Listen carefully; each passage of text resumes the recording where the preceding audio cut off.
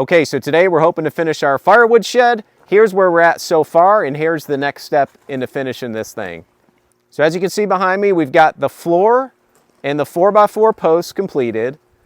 The floor basically consists of 4x4 and 2x4 posts, topped off with 2x6 pressure treated wood. It's all pressure treated throughout the entire shed. And then we attach the 4x4 posts, and what you can see on top of the posts right now is the ends of the rafters. We're going to finish the rafters. Then the next step is to add the purlins and to add the roof on top of that, which is galvanized sheet metal. So okay, let's get to work.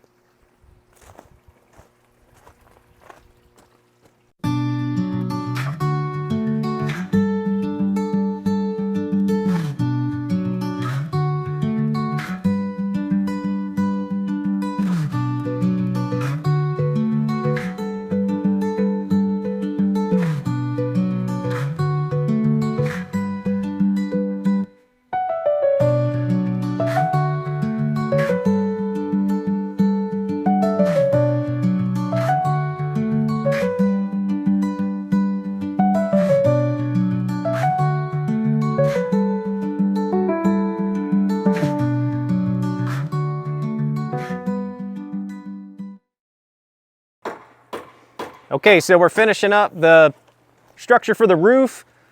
Nate's finishing up back there. Now we're gonna put tin on here. We're gonna put metal tin that we got from Lowe's. We got it in big sheets, so we gotta cut it, which is, if you've ever tried to cut tin before, it's kind of a pain. At least it has been for me. I've got a angle grinder that I've used to cut it by hand before, and that works fine. It's just slow. So I'm gonna try and do it with a circular saw. I got some tips from some guys at the hardware store. So I'm gonna give that a whirl, see how it works, and then we'll put the roof on this thing and we'll start hopefully loading some wood in it today.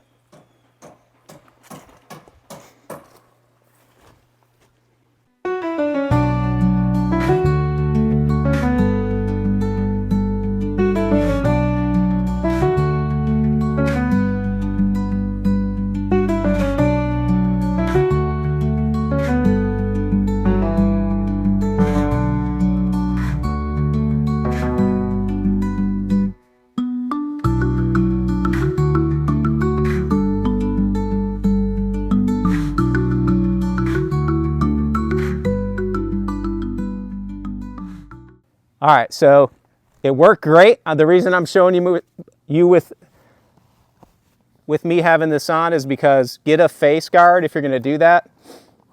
I definitely would not do that without a face guard. I do have goggles on, my eyes are protected, but that metal was flying everywhere. Long sleeve shirt would be nice, gloves, face guard. Don't do that without those precautions. I got a bunch of metal on my hand, but it's not in my skin, so that's good. But if you look at the cut, it did a fantastic job. So we sized this so we only had to make one cut. I think we got 5 pieces here. So one cut for 5 pieces right in the middle, and we're good. It's definitely the way to do it. This is the blade I used here. It's not a metal cutting blade. They make cutting blades specifically for metal, but they're very expensive. So for this one cut, I just got a standard blade. So let's go ahead and put these tins on the roof.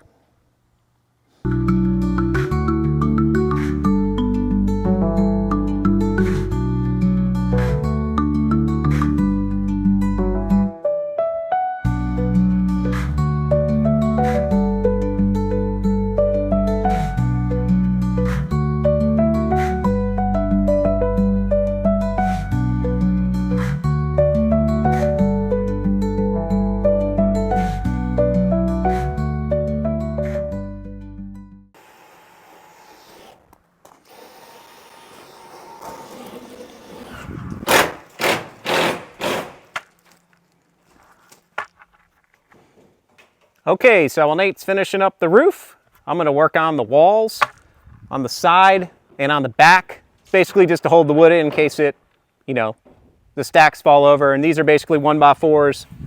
And we'll space them out every couple inches from the bottom to the top. And then we'll be finishing it up.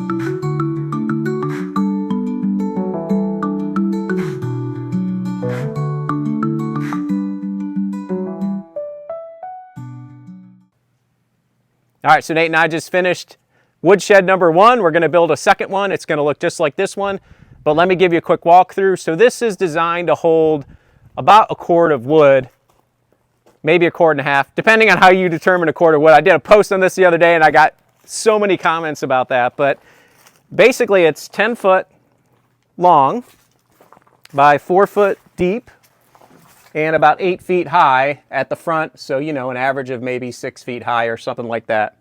So just to walk through the construction of this, we'll start with the base. We left this kind of skeleton here so you can see it.